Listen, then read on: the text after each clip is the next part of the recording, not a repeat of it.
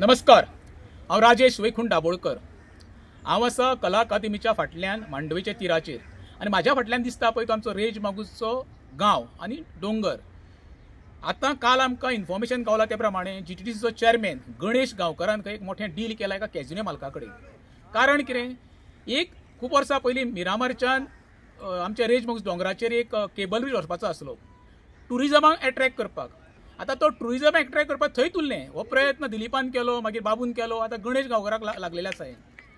हांव गणेश गांवकारांक सांगता कितें, आमी लिगल लढाई हेच्या विरुद्ध लडटलेच आनी तुमी पळय केबल ब्रिज कोणाक घालूंक सोदता तें आमकां खबर आहा। हें आमकां इन्फॉर्मेशन गावला पळय त्या प्रमाणे तुमी ही सोयी सुविधा खंय कॅजिनोवाल्यांक करूंक सोदता। गणेश गांवकार, तुमचो सावर्डे गांव पळय आसा हो मायनिंगेन तुमी काबार केल्लो आसा।